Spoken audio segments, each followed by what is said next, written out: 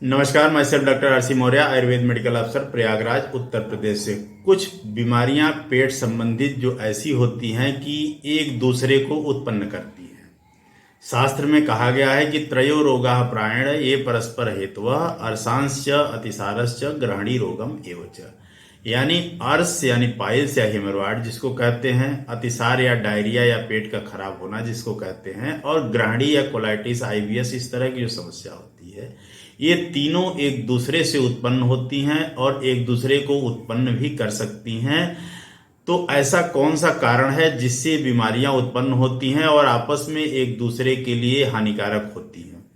तो इसी संदर्भ में आज बात करेंगे। जो लोग हमारे चैनल पर नए हैं, कृपया चैनल को सब्सक्राइब करें, लाइक करें, शेयर करें और आयुर्वेद और हेल्थ से जुड़ी जानकारियां ज्यादा से ज्यादा लोगों तक पहुंचाएं। तो अर्श, अतिसार और ग्रहणी रोग ये क्यों उत्पन्न होते हैं, किस वजह से उत्पन्न होते हैं, और अगर एक बीमारी में से उत्पन्न हो गई तो एक दूसरे को ये उत्पन्न करने लगते हैं।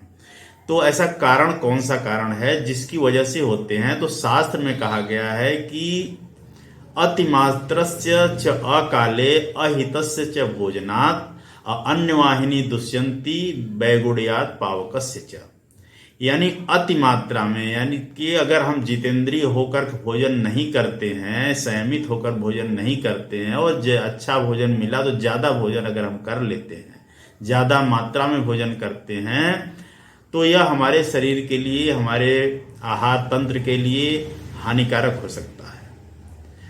अकाल मतलब समयानुसार अगर हम भोजन नहीं करते हैं, जो भोजन करने का नियत समय है उस पर भोजन नहीं करते हैं, जब मन में आया खाना खा लिया और जब मन में आया नहीं खाया, अगर हम ऐसा करते हैं तो वह भी हमारे लिए हानिकारक है। अहितस्य भोजनात् मतलब ऐसा भोजन जो हमारे लिए हितकारी नहीं है, जैसे junk food, fast food, pizza, burger, इस तरह की चीजें जो हम खाते हैं तो वो कहीं किसी विशेष क्लाइमेट के लिए अच्छा हो सकता है, लेकिन हमारे इस इंडियन क्लाइमेट्स के हर जगह, हर लोकेशन के लिए वो अच्छा नहीं हो सकता।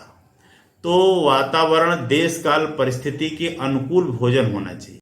वह भोजन जो हमारे देश काल, परिस्थिति, हमारे क्लाइमेट के अनुकूल हो, वैसा ही भोजन करना चाहिए। जो भोजन हमारे लिए उचित नहीं है उसको यदि हम करेंगे तो हमारी अन्न वाहिनी यानी डाइजेस्टिव सिस्टम डिस्टर्ब हो जाएगा और जो हमारी अग्नि है, जठराग्नि है, वह भी डिस्टर्ब होगी। इस तरह हम उदर रोगी या पेट की समस्याओं से परेशान होंगे। तो पेट की समस्याओं से अगर यदि हम परेशान हो रहे हैं तो मंदाग्नि क्रिएट होगी, यानी अग्निमांद होगा। अगर अग्नि हमारी मंद होती है तो दो तरह की स्थिति उत्पन्न होगी। एक तो इनडाइजेस्टेड फूड क्रिएट होगा जो हमारे एलिमेंट्री कैनाल को डिस्टर्ब करेगा, कॉन्स्टिपेशन करेगा, गले में जलन करेगा, पेट में गैस बनेगी, अतिमान होगा, भारीपन होगा, अफरा होगा, डकारे आएंगी, इस तरह की दिक्कतें आनी शुरू हो जाएंगी। और दूसरी स्थिति होती है कि जो जूस बनता है, जूस जो आफ्टर डाइजेशन जो प्रोडक्ट बनता है वह भी विगुणित होगा, जिस रूप में बनना चाहिए या जिस तरह उसको बनना चाहिए उस तरह नहीं बनता है। ऐसा बनता है जो हमारे शरीर के लिए सुटेबल नहीं होता, और वह ब्लड के माध्यम से पूरे शरीर में सर्कुलेट होता है और वह भी पूरे शरीर में जाकर टॉक्सिन्स का काम करता है और तरह तरह की सिस्टमिक बीमारियां जो है उत्पन्न करता है, जैसे यूरिक एसिड डिस्टर्ब होना, थायराइड का डिस्टर्ब होना, मोटापा होना, दुनिया भर की इस तरह की समस्याएं आपको पैदा होने लगती हैं। तो इस तरह जो आहार तंत्र है उसकी पाचन प्रणाली किसी भी तरह से डिस्टर्ब होगी तो तरह तरह की बीमारियां उत्पन्न होगी। और जिससे बचने का उपाय सिर्फ इतना है कि हम समयानुसार भोजन करें, मात्रावत भोजन करें, संयमित होकर भोजन करें।